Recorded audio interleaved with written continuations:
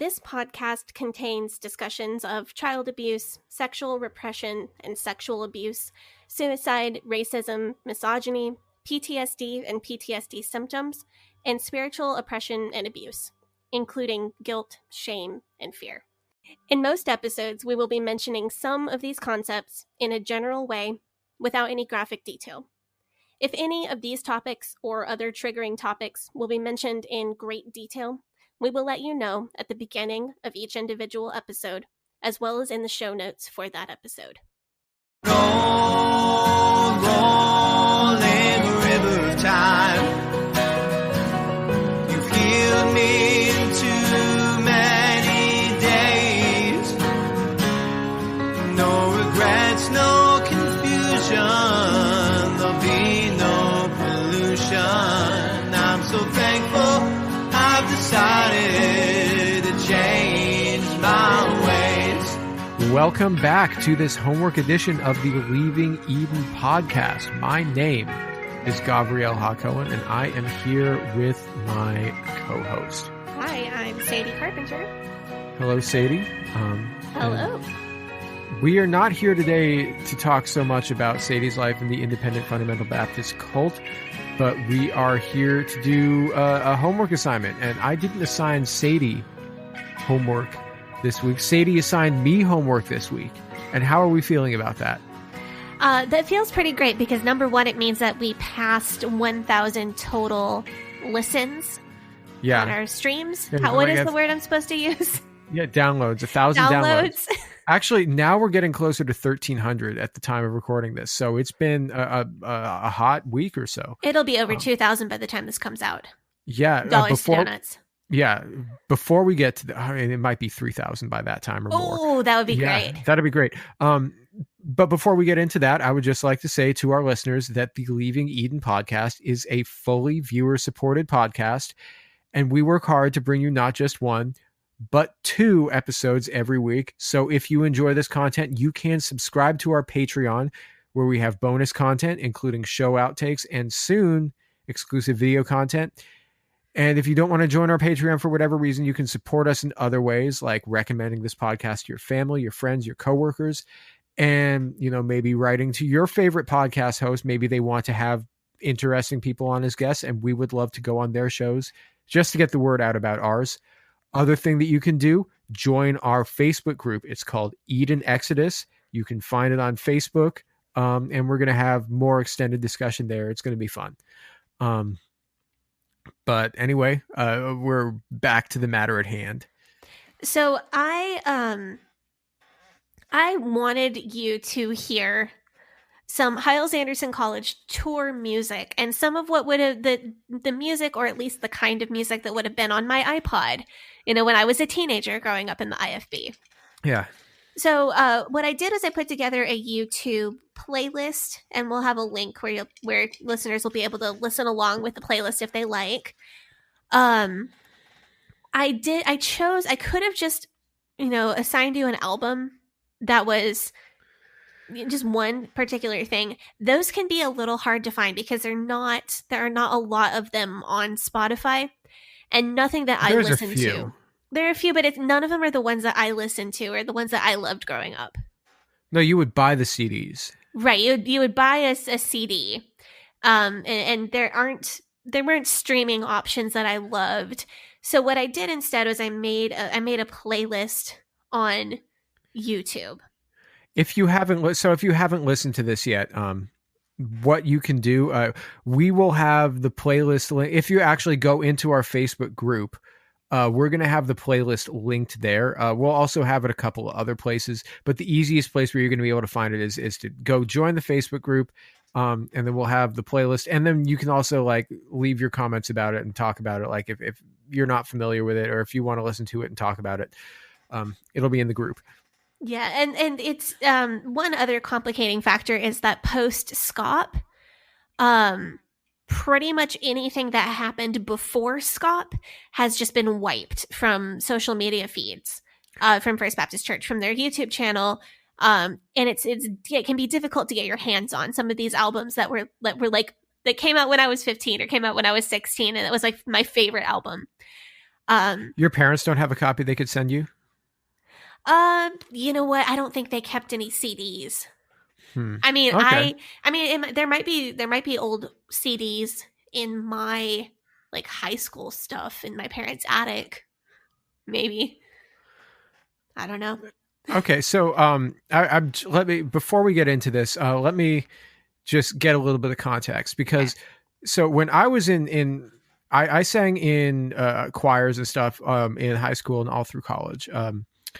That was one of the main things that I did and I really enjoyed doing. So, when I was in college, every year, the chamber choir at the college where I went, the university where I went, every winter we would go on tour, to high schools. It was sort of like a recruiting thing. We would go to high schools, and a lot of times we would end up singing in churches because we would, go and we'd have a concert we'd all get on a bus, we'd go to some town, and then we'd invite 2 or 3 or 4 high schools from that town to the concert that was going to be held at like either one of the high schools or like neutral ground, and the neutral ground was like a church, and we would like be selling CDs of our choirs or whatever while we were there. So I sort of get what's going on there. And is this like a recruitment tool?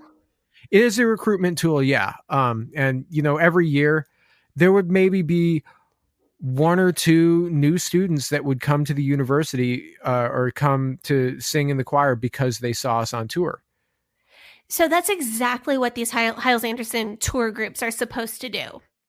And in the past, so, between the 90s and say, 2012, 2013, the college would have 2 or 3 ladies tour groups, 2 or 3 men's tour groups.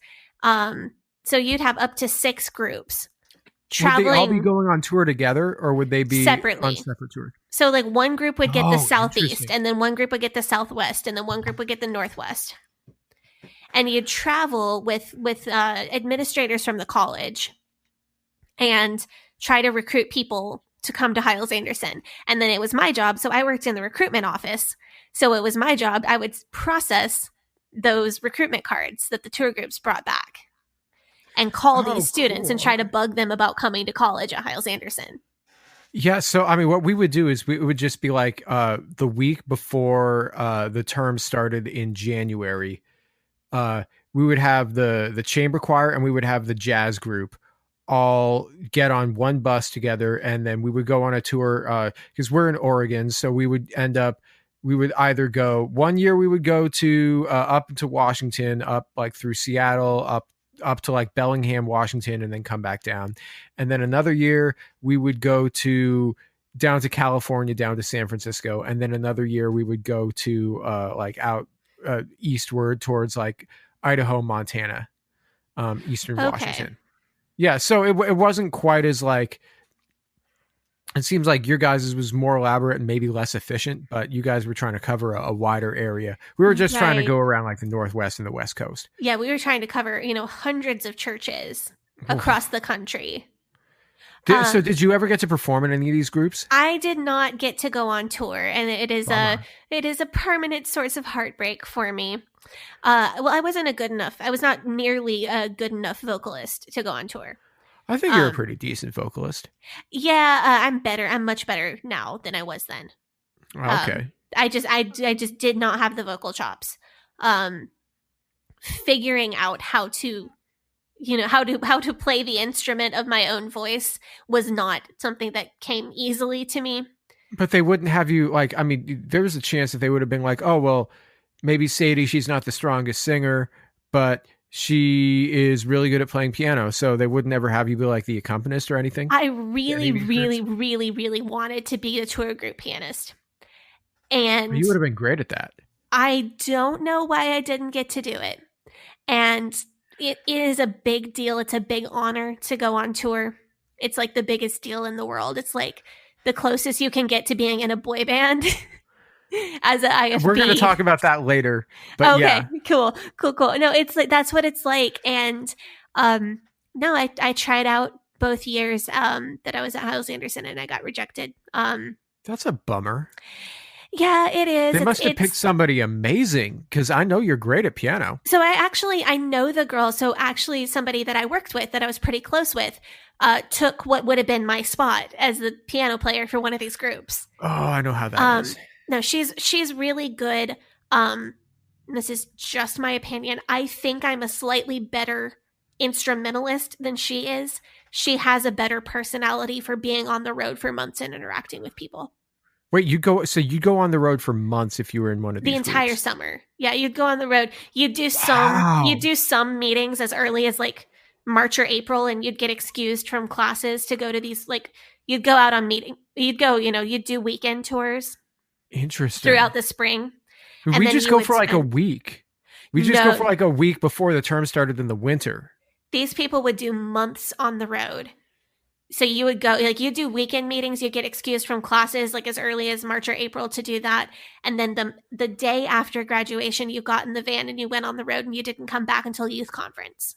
So that sounds serious business. I mean, one thing that I will say is that the musicians in these groups are very talented. I'm like, so if I have criticism about this music, it has nothing to do with how good the musicians are, because I can tell from listening to this music that these people they work very hard to get as good as they are. And so there's nothing, that I'm going to say that's going to be at all disparaging about anybody's ability, anybody's willingness to put in the work, anybody's work ethic. So just in case you're a former member of one of these groups and you're listening to it, I have the utmost respect for you as a musician. Just putting that out there. Yeah, no, these people really do work incredibly hard. And I think my gut feeling is that's really why I got rejected twice. I think the powers that be and the administrators in charge of choosing people, I think I was not perceived as just like having my shit together enough to do that, like to do the intensive practices for months and months and months. It's like practicing to be like in band, Yeah. It's like, it's intense work and practice. I think they thought that the perception of me was that I couldn't handle it. The months and months of practice, and then like being on the road for so long. Do you think you were right about that? At the time, absolutely. Yeah. Okay. Like at 18, I was not like, at 18, I wasn't stable enough. Like I was a little more introverted, and I needed, like, I wouldn't have been able to handle staying in a hotel room with other people and never having a moment by myself for months. I wouldn't have been able to psychologically deal with that. I mean, a lot of people just aren't cut out for that anyway. So right, like now I think I would love it. Like now I would love to go on tour as a musician in any way. And now I think I would thrive a lot more doing that. But at the time, I think I was just emotionally like, no, I don't think I would have been good at it. Yeah. So why don't we dig into it, unless there's anything else you want to ask me about it? No, I want to hear what you thought of the music. Of the music? Okay, so before we get into the music, there's one question that I have, and this was something from watching the videos that like bugged the out of me. Okay. Which is, why are people taking selfies with the singers and like coming up onto stage with them and taking selfies with them while they're performing? So that is only for youth conference. That's such a weird thing for people to be doing if you're performing.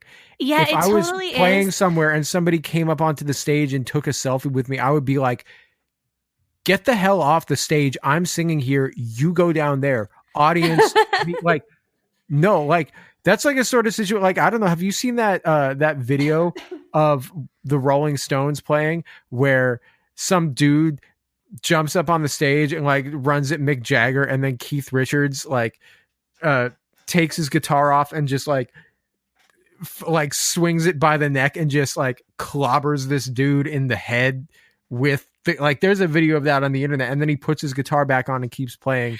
I don't know if I've seen that. I do know I'm going to immediately go watch it when we're done. Full on like baseball swing on this guy. And then, Oh, that's great. yeah, and then just goes back to playing like nothing. That would have been me. I would have just been like singing a song. Some guy comes on trying to like take a picture of me, or like, this is Sparta kick, like off the stage. It would be just like, sorry, somebody get him out of here. So this is a thing that was done. It was only during youth conference. So I think one thing you'll notice is that, especially with the ladies tour groups, there's a certain like conventionally attractive look that they're going for. Yeah, they all look very nice. Yeah, and they all kind of have the same hairstyle, and they're all kind of just like just they're all like very pretty. They're well put together, right? They're and nice looking girls. In the days of Scop, I believe I have mentioned before. Oh, it was in dating episode. Jack Scop kind of humiliating people from the pulpit if they didn't have a date for the Valentine's banquet or the Christmas lights or whatever. So that concept, I remember at youth conference, you would auction off a date with a ladies tour group member. So like these teenage boys would be like, so like these teenage boys would be like hustling to get to sit with a girl from the tour group through a service. So like that's the kind of like, I don't want to say sexualization because this is like purity culture, but like how do I say sexualization without sexual? I don't know. Like you bachelorette auction. That's weird. I mean, they did it with the boys too. Okay, it was just like it's just more prevalent with the female tour group members. What if you were a female tour group member and you had a boyfriend? Would they not auction you off? Oh no, they did not care. If you're a female tour group member, the college owns you for 3 months, and you just get back to your boyfriend when you get back. That's creepy. That's really creepy. I don't like that at all. The tour is interesting. Yeah, the way that tour group members are treated, it is a very interesting, like, indentured servitude and celebrity combination. It's like joining a K-pop group. It is exactly like that. It is 100% exactly like that. These young kids running up to take pictures, that is something, it was only allowed at youth conference, and it was this thing, people would do it because they wanted to see, like, I don't know if you can tell from the videos just how big that stage is. Yeah, it's pretty big. Do you feel like you have a concept of like how big? Yeah. It always looks smaller on video to me than it does in person. No, it looks like it's a really big building. Because I've like several thousand people considered. Yeah. Yeah, that building seats about 7,500. Yeah, it's huge. The stage is just massive, and the ceilings are just so high. It's very imposing to be there in person. And I think these kids kind of run up, number one, because they want to like see the world from that gigantic stage. And then to take pictures with the tour group members. It gets a little rowdy. And I think the videos I think the videos downplay it quite a bit. I mean, it just seemed disrespectful to the performers, to me. At least, I don't know. Anyway, let's move on to Anyway, that's what's going on there.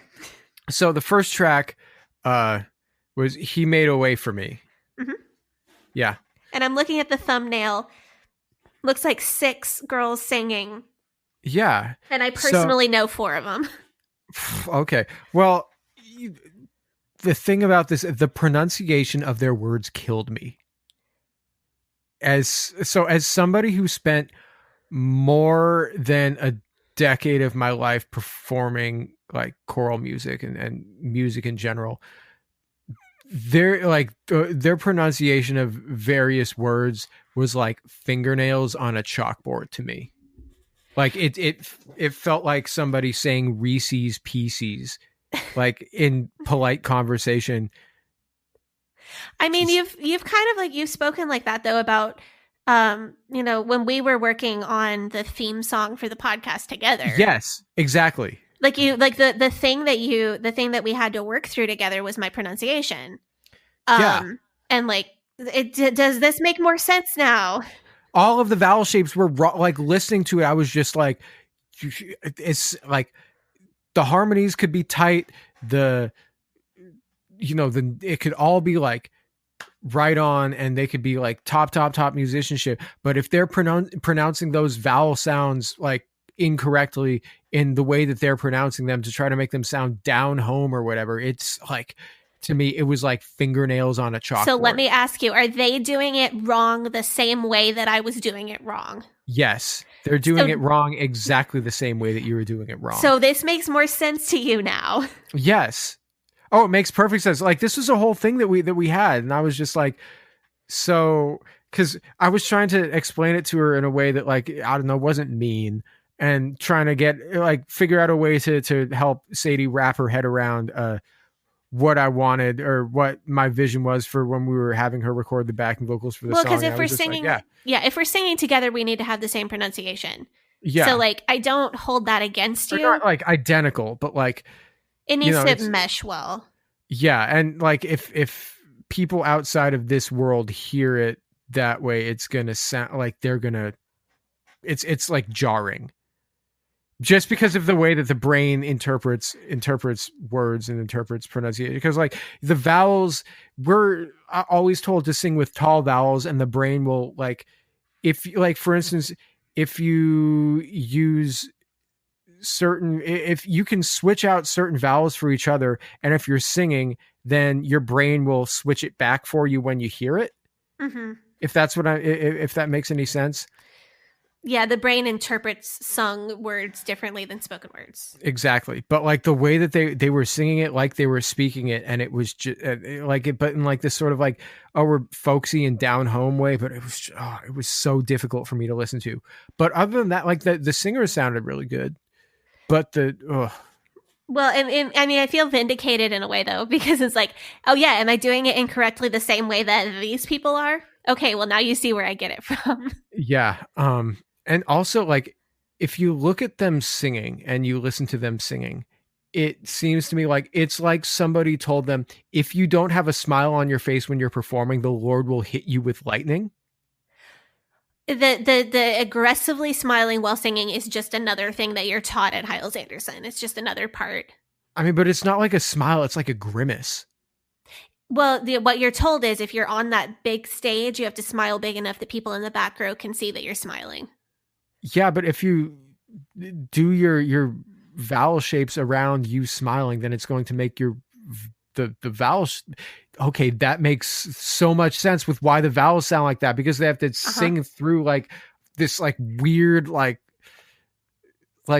Jack from the Nightmare Before Christmas smile. Yeah. I don't know. I feel like all of this is like, I've been waiting for this so long, because I feel like this is going to make so much just fall into place for you. Yeah, it does. I mean, but it's just like exposing me to more of your culture, and it makes sense. Yeah. So that was He Made a Way for me. That was He Made a Way for me. I'll give it like a 6 out of 10. Okay. Just because the speaking bothers me that much. Okay. Yeah. Want to move on? Let's move on. Okay. So the next track is Last Night.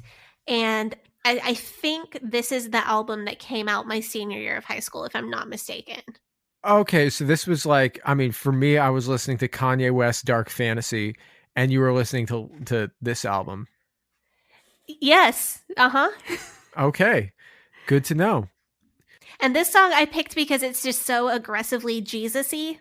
Oh, okay. I thought you would appreciate that. So, the narrative of the song, lyrically, I'm not really into it, because they're like they're basically just going through the narrative of like the crucifixion. I mean, it's not my taste, but it's not bad. I thought that like the backing track for the song sounds like a karaoke track. Yeah. But the part where the instrumental cuts out, I thought that part was really good. The acapella little chorus part. Yeah, the acapella chorus part on that song I thought was really good. As far as like a production standpoint, this stuff is not at all my taste. And that was a choral. That was like mixed men and women singing, right? Yeah. Okay. And all of the soloists that they had on that song were like top tier. Like they're very talented singers. Yeah, I know some of those people. I'm pretty sure I know who the main male soloist was, who was very well known for being really, really talented. I think he would have been like a senior when I was a freshman at Hyles-Anderson. Sweetheart, though. I know him personally. Cool. You're still cool, like, if you still talk to any of them, if they're like out of the IFB, tell them that I thought their voices sounded good. So Last Night would be like with the Highlander Chorale, probably. which Okay. is so they would get for all growing up. I thought that was CORRAL, like they've all been corralled, but it's Mhm. CHORALE. Yeah. And I didn't figure that out until I got to college. If you wait, so if you were in the I have to wonder if the University of Oklahoma, if they have if their like choir is called the OK Chorale. Oh, it so should be. If it's not, that's a huge missed opportunity. Anybody who is at University of Oklahoma, Fix it. get on it. Oh, but the chorale would be so anyway. If you hear these big orchestral that's like this, like a clearly like a mixed choir singing, it's not just a quintet or whatever. Yeah. That would be. It's usually all of the tour members, and then occasionally a few other students who weren't on tour for whatever reason, but are really talented singers. Yeah, they were. You know, as far as like I was saying before, the singers are all really good. I mean, the song, I'll give this one a 7 out of 10 because the song, the lyrics of the song, it's just too heavy-handed. Like you can sing about Jesus without being as, you know, heavy-handed as they were in this one. While we're on the topic of Jesus, right before we move on, I did want to Yeah. let you know, I did not purposely pack this playlist with Jesus content. I mean, I assume that all of the content is Jesus content if it's coming from Hyles Anderson tour groups. Yeah, but like as far as songs that like have Jesus in the title or like as the main topic of the song, I really tried to be fair and balanced with like the amount of specifically Jesus content that I included. I mean, but like if you're making Christian music, pretty much you can only write about one thing, which is Jesus. More modern Christian music is a little bit different. See, in my view, like I don't understand, like if you're like a musician and you're like super Christian, I could see you like having like 1 or 2 songs on your album that were about like Jesus and what that means to you. I wouldn't want to listen to an entire album of that. It's just like how I told you when there was this guy on the internet who was like, "Hey, do you want to collaborate with me?" And I'm like, "Yeah, sure. You like some of the same music that I do. Why not?" And he's like, "Well, I wrote this and that and the other thing. I wrote an entire album about like getting ghosted by this girl." And I'm just like, I'm not going to sing your entire album about or sing on a project where it's an entire album of you getting ghosted by a girl. Do like 1 or 2 songs about you getting ghosted by a girl. That's relatable. Don't do an entire album about it. It's not worth doing an entire album about. I feel like the same sort of thing about this is that like, if, you know, maybe because these songs are a bit heavy handed, but if you have one that's maybe a little bit less heavy handed and you have like 1 or 2 Jesus-y songs on it, I'd be like, I'm not mad at that, you know? Yeah. Well, the next song is kind of fun, I think. Which one was the next one? Good News, Chariots Coming. Okay. So this song is pretty good. The bass, the guy who sings bass in this quartet, is really, really skilled. He's got a gift. And also this one was a video where they showed them singing, and it seems like the guys at least seem a bit looser than the women, not in a bad way, just like they feel like they're less uptight on stage, but I assume that's got to do with gender roles within the IFB. Yeah, I think most likely. And also these barbershop quartet type songs that this one would be included in. Those are culturally, it's kind of an opportunity for male singers to let their hair down. Yeah. And like have a little bit of fun. Proverbial, they don't have hair long enough to let down, but for sure. Yeah, metaphorically. Yeah. No, this one, I thought this one was pretty good. I give this one like a 7.5. Okay. 7.5. Want to move on to the next one? Anything else about that one? Yeah, not really. Okay. But. So the next one I had was Do They See Jesus in Me? So we've got a ballad here, like a very well-produced ballad, but like the strings when they come in, I mean, they're just killing me. I mean, it's just straight like schlock, you know, so like, oh my God. So this one was made It's so hard to listen to. I'm just like, this, they can't be serious. It sounds like something that Simon Cowell would produce. Ooh. Yeah. Not in I a good think way. this one was made like right around the time I was at HAC or right after I left. Yeah. When they stopped using, I don't think those are real strings. I think it's a synthesizer. I could tell that they weren't real Um, strings. I was just like, oh, well, like they used to use a real orchestra.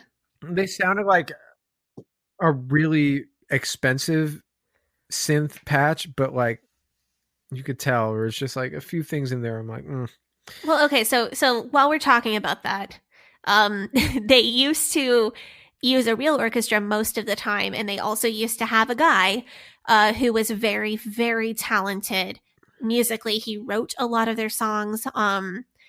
He did a lot of the synth work for previous Hyles Anderson albums. so they have like a guy who's like the producer on the payroll. They had a guy. Yeah, he ended up molesting children, so he's not there anymore. Wow. It's really sad. He's probably the most talented musician to ever come out of the IFB. That's depressing. Yeah, it really is. There were two super talented dudes. One of them is out of the IFB and doing freaking awesome. And then the other one molested children in the IFB. Oh God, I hate that. I'm sorry. I mean, I should be used to it by this time. Hearing about these guys. Yeah. Anyway, probably should. Well, let's move on from Anyway. that. I mean, I don't know. That one kind of for me, it was just like 4, just because it's so drecky. It's kind of schlocky. Yeah. Yeah. Well, what did you think of "I Can Pray"? So again, with the extremely well-produced ballad. But you know what this one reminded me of? This one reminded me of like the slow song on a Backstreet Boys album. Okay. So you know the song "Show Me the Meaning of Being Lonely." You know that song? Yes. Tell me why I can't be there where you are. Like that's the vibe that I got from it. Okay. Yeah. Fair enough. And I was like, okay, this one kind of slaps. But then there's the verse where the singer's like, my friends and family aren't willing to accept Jesus, and therefore they're they're doomed for eternity. Yep. Yeah, where he's just like, my friends and my family, what can I do to save them? Huh? Like, huh? Yeah. Yeah, he's sad because his friends and family don't love Jesus. Yeah, and so he's like, what can I do? And they're like, I can pray. I'll give this one, you know what? I'll also give this one a 7 out of 10. Good song. You're just not a fan of the family going to hell. That verse, you know what? Like I said, I'm not opposed to Christian music. Like I've sung choral music for years and years and years and years and years. And a good portion of that stuff, if you're going to sing choral music, and if you're going to sing like solo, operatic pieces, art songs, things like that, a lot of it's going to be pretty Christian, and it's not going to be covert. It's going to be very overtly Christian. And you just got to, you know what? I don't have an issue with that, but just like some of the stuff in here, I'm just like, ugh. Yeah. Oh, the next one I'm sure you really appreciated. Oh, which one was the next one? This is the bluegrass track. Isn't the love of Jesus something wonderful? So, okay, yeah, we've got a country and we've got a bluegrass song here, and it's nice to see that you guys are representing your Southern roots. There's an entire album. So this song is off an entire bluegrass banjo album of Christian songs. This song featured an egregious use of autotune. Yeah, so this was after I left and the music there really started slipping in quality. So I hear like this one, I looked at the date and it said that it was posted April of 2020. And in 2020, like not just like in any song that you hear on the radio ever, like autotune is ubiquitous. And like if you heard a voice without autotune on the radio, like it would be jarring for you to hear just because you're not used to it. But like the use of autotune, like there was the one part where they had like the key change. Yeah. Yeah, and the key change was they're all singing like one note in unison, and it sounded so weird, and no vibrato in any of their voices. It was just like, ugh. Yeah. So what's going on here is Hyles Anderson no longer has the population base to pull these really talented singers from or musicians from. No, because I need to stop saying because you're not involved in this anymore in any way, because their a pastor turned out to be a pedophile and went to jail for sex trafficking. Right. So they don't have the student base to pull from as far as tour goes anymore. So they don't actually even send tour groups. I think they may have 1 or 2 tour groups now, where they used to have 6 go out concurrently. Yeah. But so I think that's probably where this use of autotune is coming from, because they just don't have the talent to pull from like they used to. It's either like hard autotune or they just like melodined it to unrecognizable levels. But you would know that. You would know more. You'd be able to pick that up better than I would. Yeah, I mean, it's probably both, because what they'll do is they'll melodyne it to a certain degree and then they'll auto-tune it to the next degree, to like combine those two. And literally every song that you hear on the radio by every singer, no matter how talented that they are, they're going to auto-tune and melodyne it. And it's just like, yeah, I don't know, to me, like, I don't want to be like one of those, oh, our music was better back in the day, but like, it gets annoying. I mean, I agree. To listen to, it's difficult.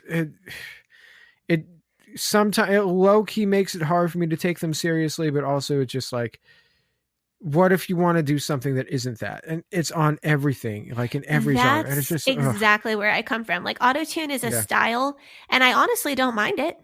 No. On some stuff, like it, it can sound cool. But they can autotune live too. Like there's like live plugins where you can, and you couldn't tell, or like it would sound like the recording. So there's lots of people where they're like, oh, well, they're not doing autotune because I heard them live and it sounded the exact same as it did on the record. I'm like, they're auto-tuning it live. I've heard that they're even like auto-tuning on Broadway, and I'm just like, oh, now that disappoints me. They've been doing that for a minute. Oh, see, that makes at least for like a decade. I'm a fan of Broadway.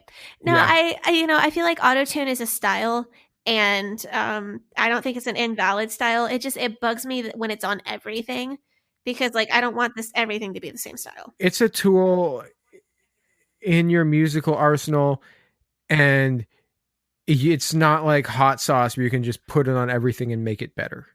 No, or cheese. I say it's exactly like cheese. Okay. A little here and there. Want to go on to track 7, The Value of One? Yeah. This is classic HAC music. Okay, this is classic HAC. So this one was nice enough. The subject matter, I mean, like subject matter, sinners getting saved, blah, blah, blah, blah, blah. That's, it seems kind of run of the mill. But then, so it takes a hard left turn lyrically. There's a line where it says, start construction on his mansion on a Hallelujah street. He doesn't know yet what is waiting when his savior he will meet. And then key change into the chorus. Do you start construction on his mansion on a Hallelujah street? That made me, I had to pause it, and like I laughed so hard when I heard that line. Are you like aware of the theology, like why that's the line? No. Okay. So here's his mansion on Hallelujah Street, like Hallelujah Street next to on King. It's just off of King David Boulevard. Yeah, you take Highway 1611 to oh God.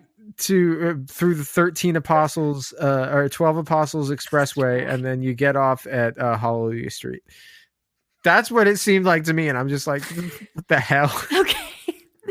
So what the heaven? Okay. No, that was actually really good. What the heaven? So the idea is that I should start saying that instead of what the hell? What the heaven? Well, I mean, that was sure. No, in the King James, so in the King James version, the Bible says, it's a quote, something that Jesus says, in my Father's house are many mansions, and if I go and prepare a place for you, So Jesus is talking about like in heaven there are mansions, and like I'm gonna go make you your own mansion, and then when you die, you get to come to heaven and you'll live in a mansion. In other Bible translations, it says, "In my Father's house are many rooms." So the idea is that there's like a room for each of us in heaven. Baptists do not like the idea of getting stuck in a room. They want their own daggum mansion. Is there a pool? Yes. So you're There's encouraged a pool. There's to a like 4-car garage. You've got a Benz. You've got a King Ranch F-150. You've got Canyonero. Yeah. You've got your King Ranch F-150. You've got your Corvette, and you've got your I don't know, what else do you guys drive? Oh gosh, I don't know. Yeah. But yeah, so this like this materialistic view of heaven is like what that's referencing, because That's the thing that's jarring to me. It is to me too. But you're encouraged in the IFB to kind of like, you know how people make vision boards? Yeah. Like you're encouraged to like imagine what you're really looking forward to in heaven, and like these possessions that you could never afford on earth that are going to be given to you in heaven.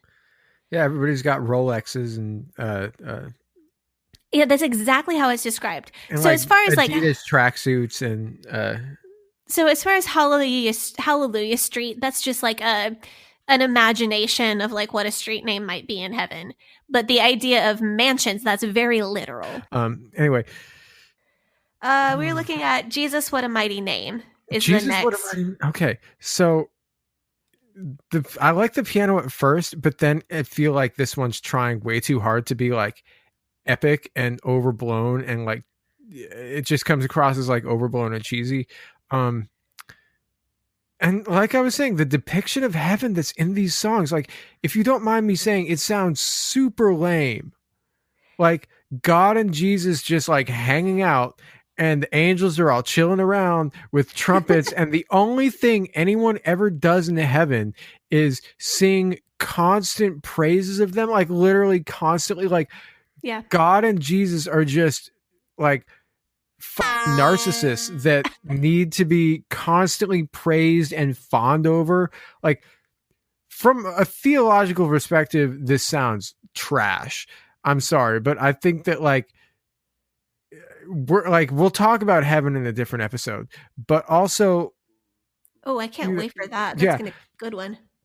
Also, everything is made of like solid gold, but also people don't have earthly desires. Like if you were like, oh yeah, I got my new mansion with my swimming pool and my King Ranch F-150, like you're never going to have time to enjoy those things, because you're like, oh, what am I doing today? Oh, I gotta go down to sing more praises on Jesus because apparently he needs that like all the time. Well, right. Or that's all. The devil all you wins. do is, I don't know. Yeah, all you do is like sing praises or pray or like listen to. So you would hear like, okay, well, Isaiah is going to give a talk about what he wrote for the Bible, so we're going to go listen to that. Or like King David is leading a worship service with all the Psalms, so we're going to go do that. So like you're interacting with these biblical characters, but that's really it. That's it. Oh man, that sounds lame.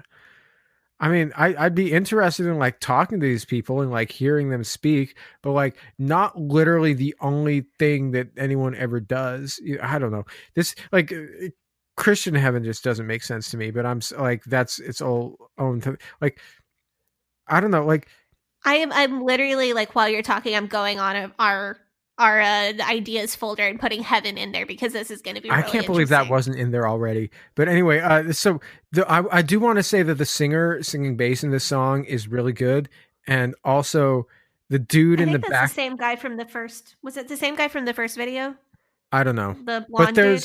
There's a dude in the background that's sitting behind them, and he's looking like super bored, and he's just like straight up reading a book.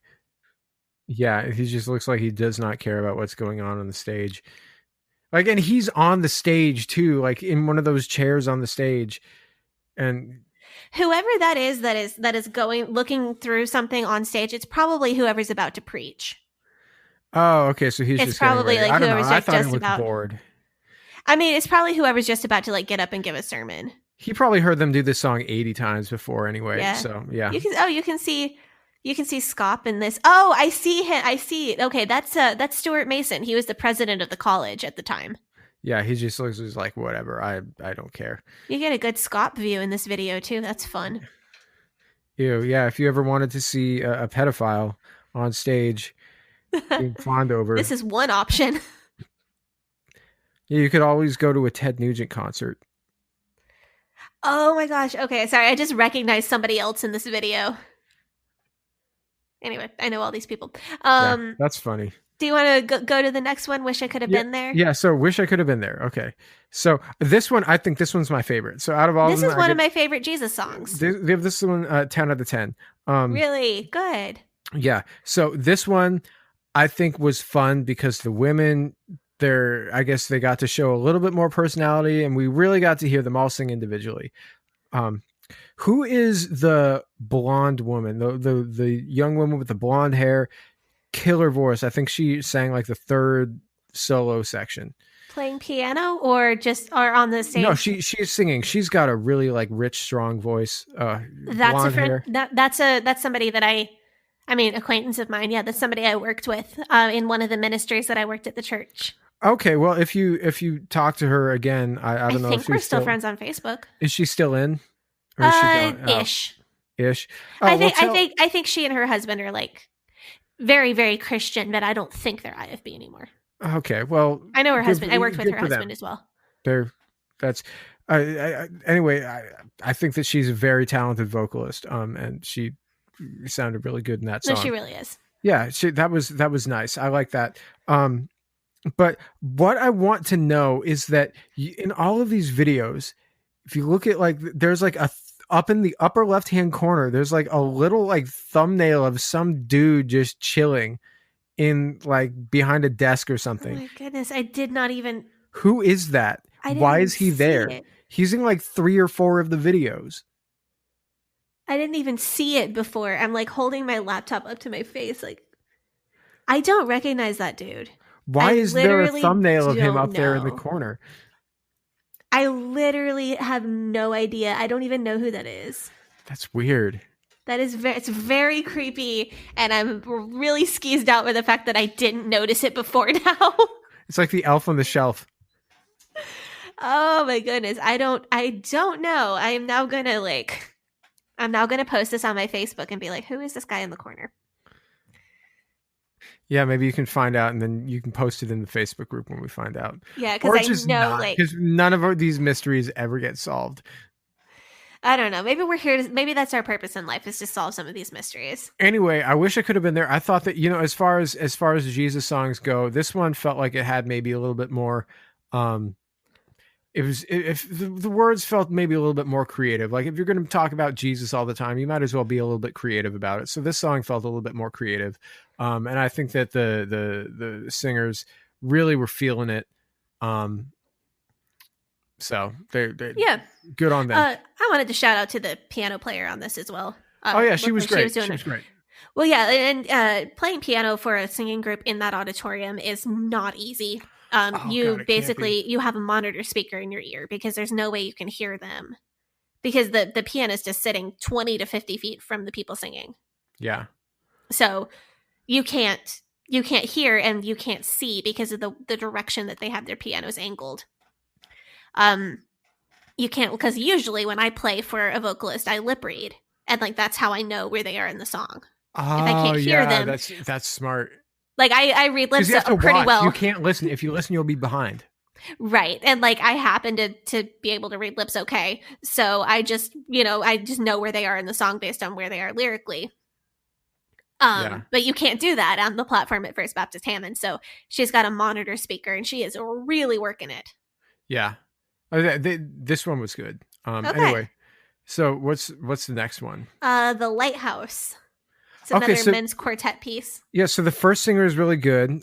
This song is, this one seems pretty decent. I like this song all right.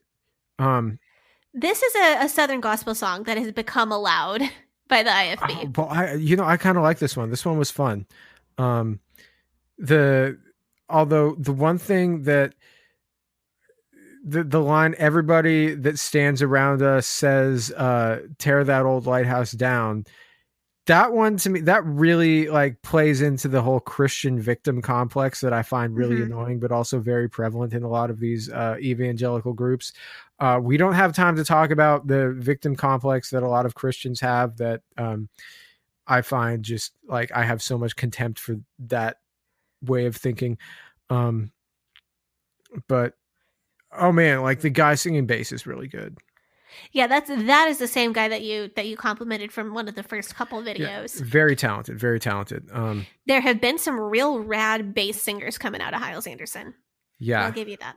Yeah. I mean, there would be. The tenor, when he's singing super, he needs to loosen up a bit. I mean, he's really talented, but he needs to reduce that tension in his neck when he's singing, or he's going to like seriously cause some problems with his vocal health in the future.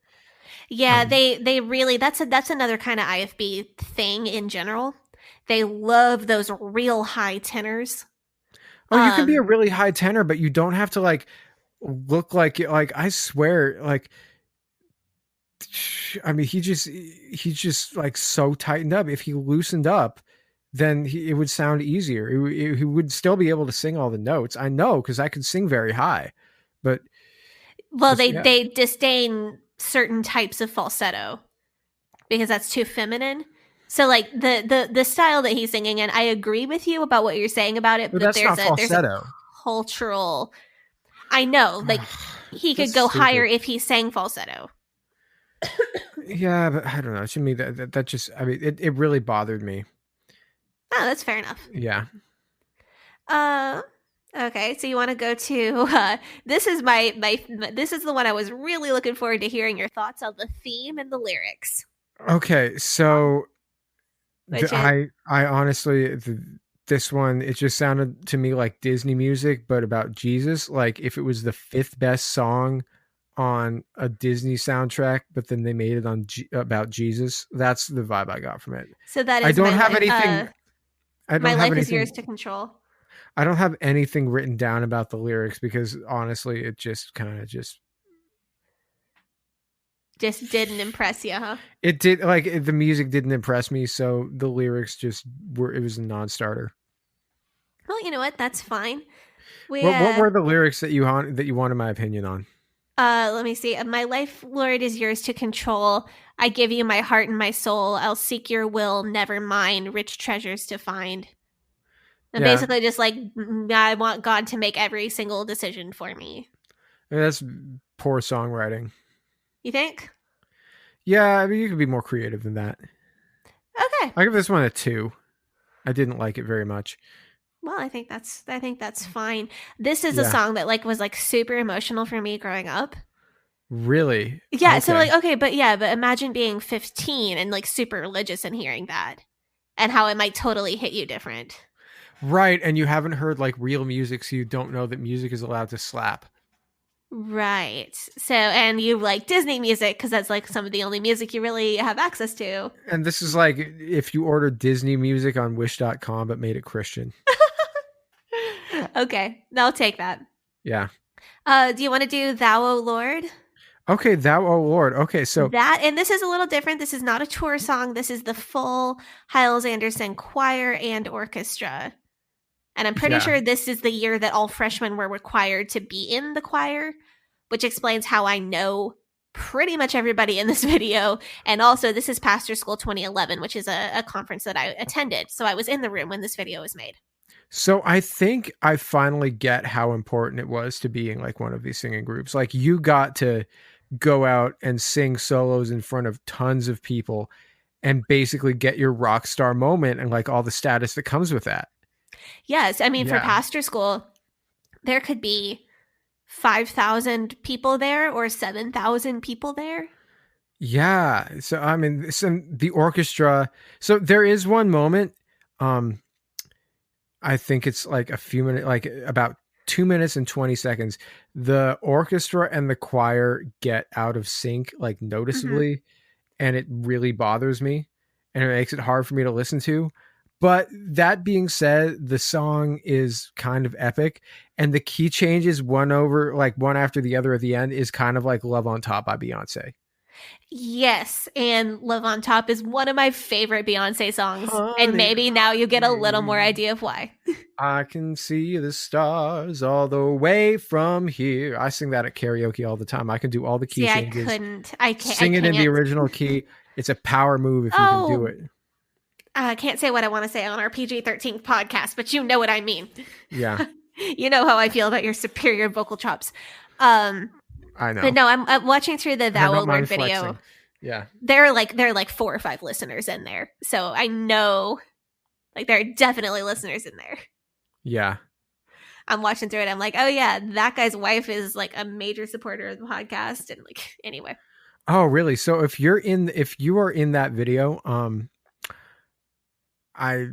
wow, that's funny. Oh yeah, like So people listening to this podcast are hearing me say what I think about them singing and performing.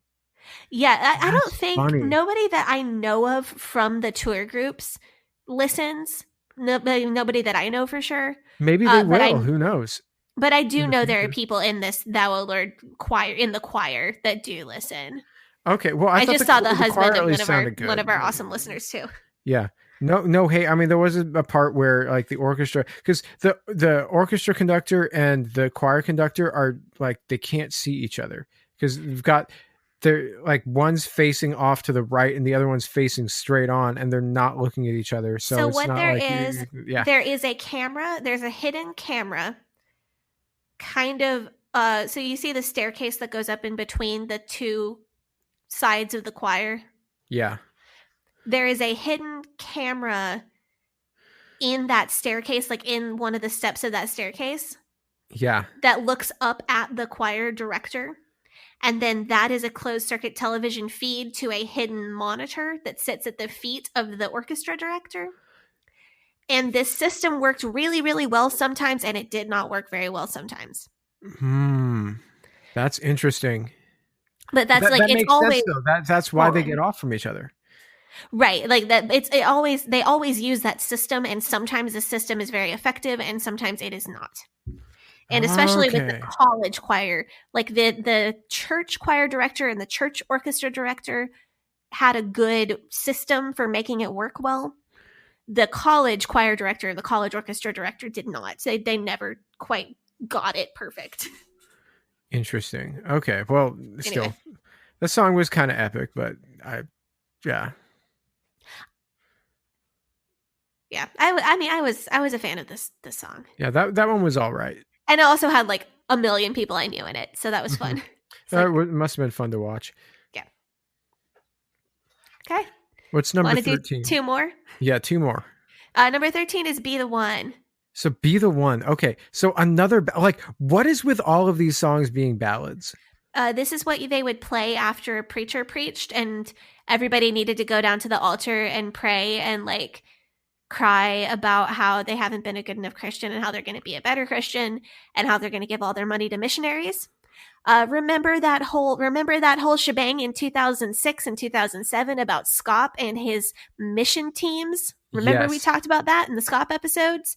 Yes. This record that has the value of 1 and has Be the One on it, that record was produced by Scott for those moments when he would have, remember I told you about being 14 and going down the stairs and signing a contract and like bawling my eyes out because of all the people that were going to hell?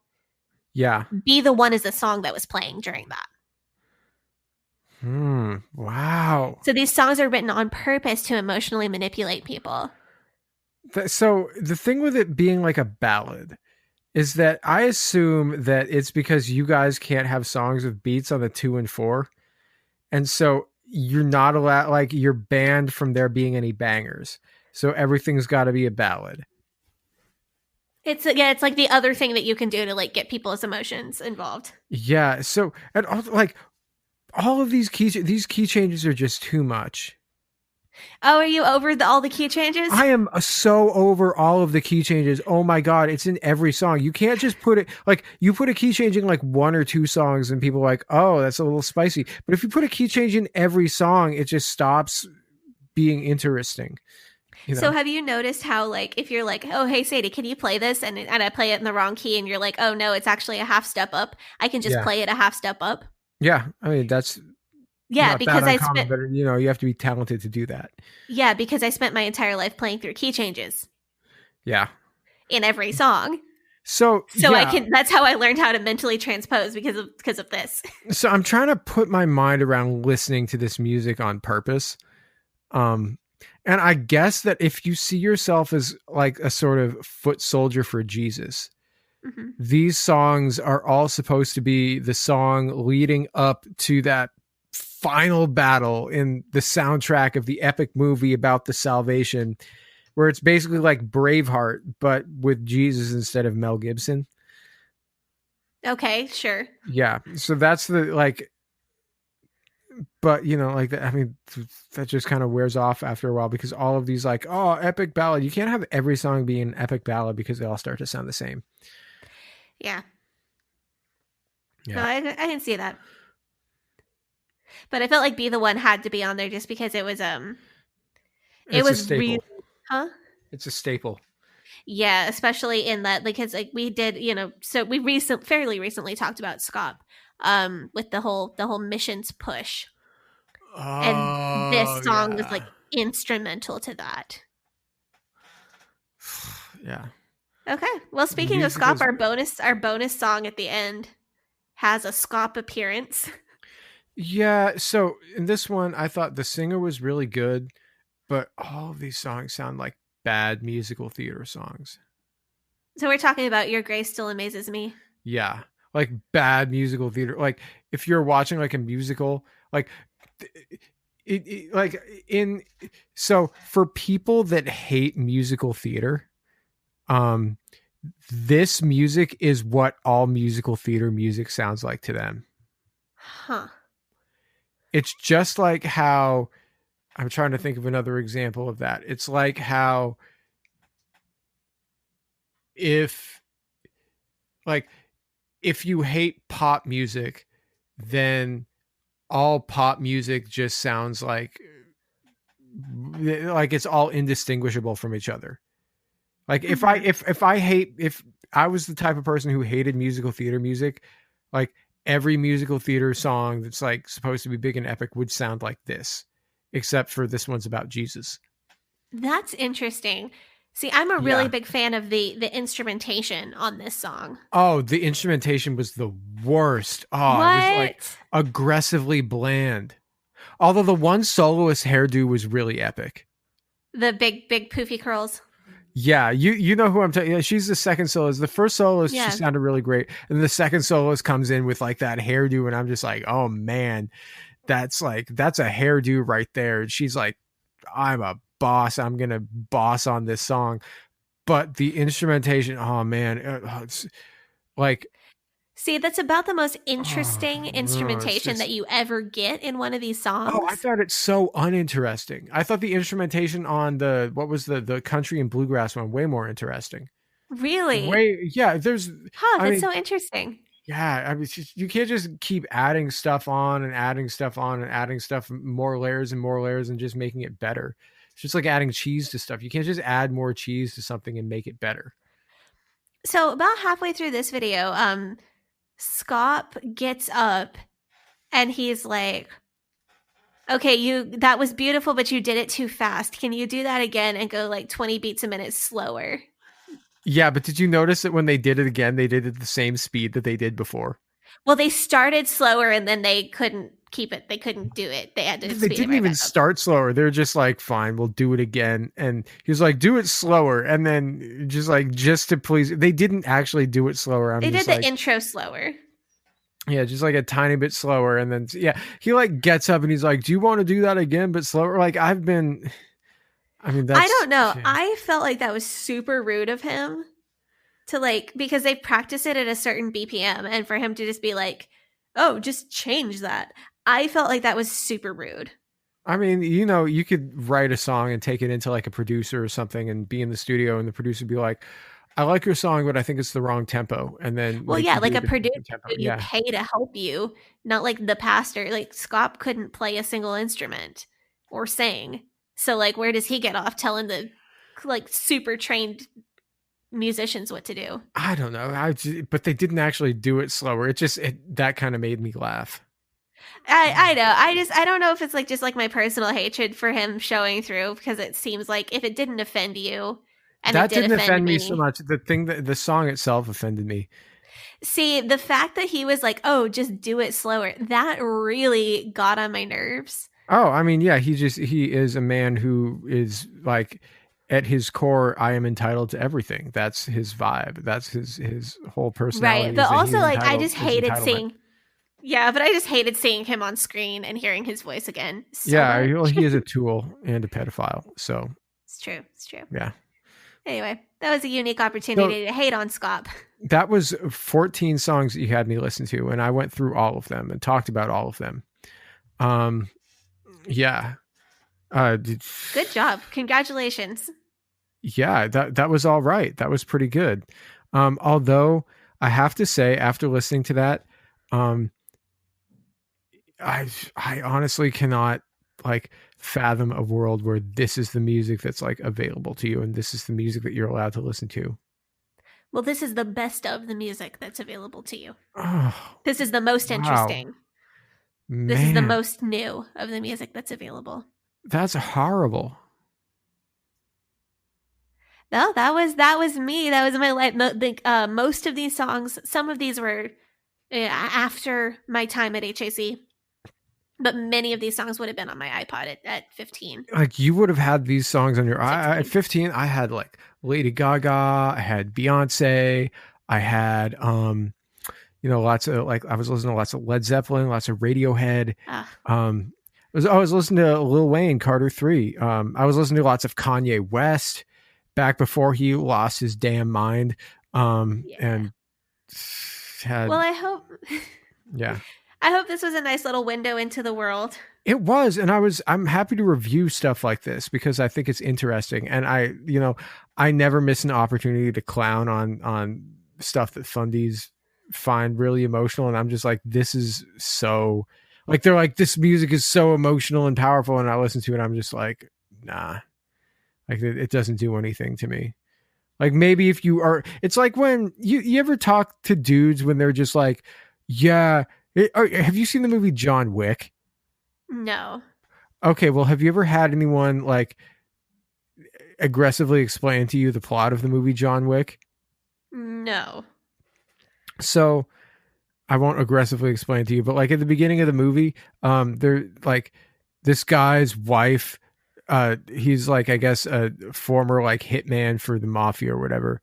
And his wife, he gets married and then like his wife dies of cancer and then she gets him a dog and then some mafia guy's kid is picking on him or something and he kills the dog.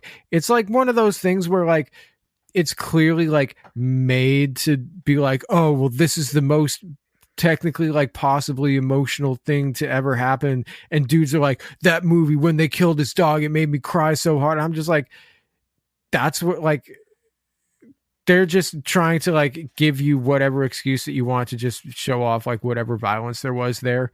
Like, okay. Yeah. It's, you see what I'm saying? Where it's just like, if you're only like, it's what is emotional to XXX psyche, to XYZ psyche.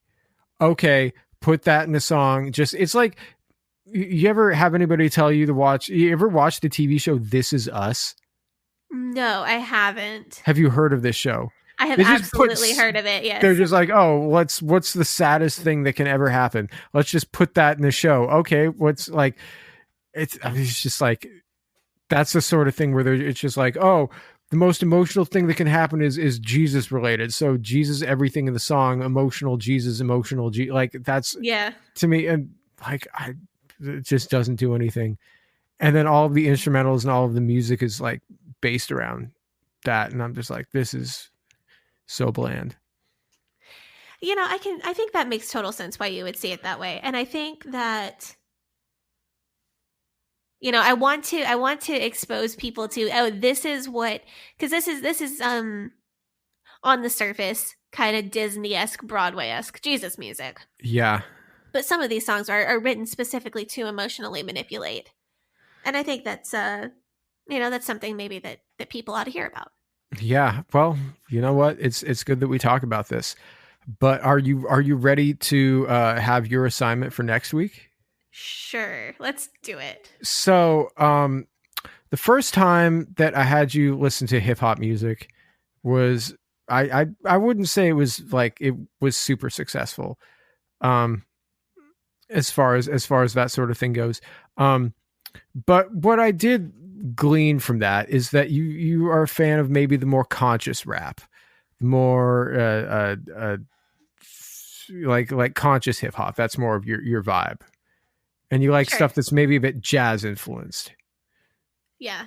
Yeah. So, what I have decided to assign you is a hip hop, R&B, neo soul album that is very much like on that plane. And this album, if you look at any like top 10 hip hop albums of all time, this album is going to be on it. So this is like a classic. Yeah. The album that I am recommending you is The Miseducation of Lauryn Hill by the American singer, songwriter, rapper extraordinaire Lauryn Hill. This is a classic. It's excellent. It's amazing in every way. And I think that you may connect with it emotionally because a lot of this music is stuff that she wrote during her first pregnancy. Oh, that's super cool. Yeah. And I personally, I find this music very emotionally compelling, and I don't have a lot in common with Lauryn Hill. And maybe you have more in common with her than I do. So you'll probably find it even more emotionally compelling than I do. Points. Yeah. Well, cool. I'm excited to give that a listen. Yeah. So if you're listening to this, The Miseducation of Lauryn Hill, that's going to be the one that we talk about next week. It's a great album. Even if you're not into hip hop, I highly recommend that you listen to it because it's really one of it's a masterpiece. Well, the other thing I'm going to do is not just trust a playlist and make sure that the album is in the correct order this time. Yeah, I think that will lead to less confusion on my behalf. Yeah, then that'll be good. And I think that I think you'll really enjoy it. I really enjoy this album. And it's one of the albums I don't listen to it all the time, just because it's something that you like. It's listening to it is maybe a bit of an endeavor. It's not like, oh, I listen to Harry Potter audiobooks when I'm at the gym, because that to me, that's just like something that I enjoy listening to. It's more like sitting down to read, like, I don't know, something that's a bit more, something more substantial, maybe. Yeah, not to say that Harry Potter isn't substantial, because I really like those books. Aside from the fact that the author is, we'll get there. Yeah, we'll do it at some point, because everything. Yeah, the world just needs 2 more opinions on Harry Potter. Yeah, that's what it does. But people like that stuff anyway. So all right. Until next time. Coming up soon, I guess we don't know what we're going to do next week for the regular episode, but next homework episode, we're going to do The Miseducation of Lauryn Hill. So you should go listen to that, stream that. It's a great record. Highly recommend it. And I have been Gabriel Cohen. You can find me on Facebook, Instagram, Twitter at GAVRIELHACOHEN. Follow the podcast on Facebook, Instagram, Twitter. Facebook and Instagram, it's Leaving Eden Podcast. Twitter, it's at Leaving Eden Pod. Subscribe to our Patreon. Join our Facebook group. Sadie?